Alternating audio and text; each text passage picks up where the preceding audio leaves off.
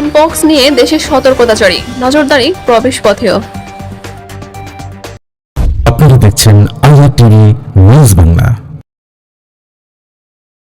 সংক্রামক রোগ এমপক্স বা মাঙ্কিপক্স নিয়ে বাংলাদেশে উচ্চ সতর্কতা জারি করা হয়েছে বলে জানিয়েছে স্বাস্থ্য মন্ত্রণালয়।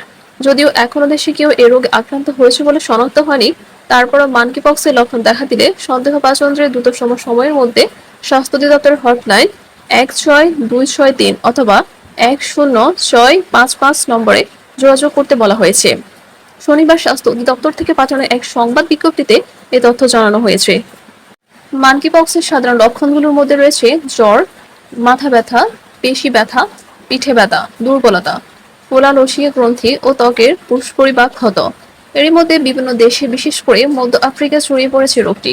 এ রোগের লক্ষণগুলো অনুভব করলে বা সংক্রমিত ব্যক্তির সংস্পর্শে এলে অবিলম্বে চিকিৎসা সহায়তা নেওয়ার আহ্বান জানিয়েছেন স্বাস্থ্য কর্তৃপক্ষ।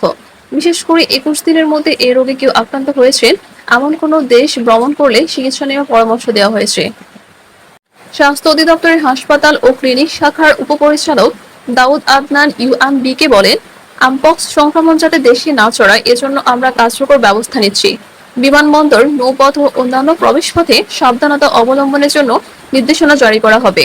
ভাইরাস জনিত রোগটির বিস্তার রোধে সরকারের দৃঢ় সংকল্পের কথা তুলে ধরে দাউদ আদনান বলেন, কেউ যাতে আমপক্স নিয়ে দেশে প্রবেশ করতে না পারেন তা নিশ্চিত করতে আমরা প্রতিশ্রুতিবদ্ধ।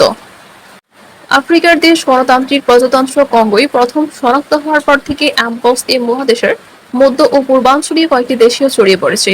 এর মধ্যে রয়েছে Burundi, Uganda, Rwanda, Sweden, Kenya.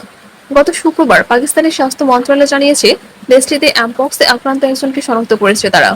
এদিকে বিশ্ব স্বাস্থ্য সংস্থা বিশ্বব্যাপী এমপক্স বিস্তারের ব্যাপারে জরুরি স্বাস্থ্য সতর্কতা জারি করেছে।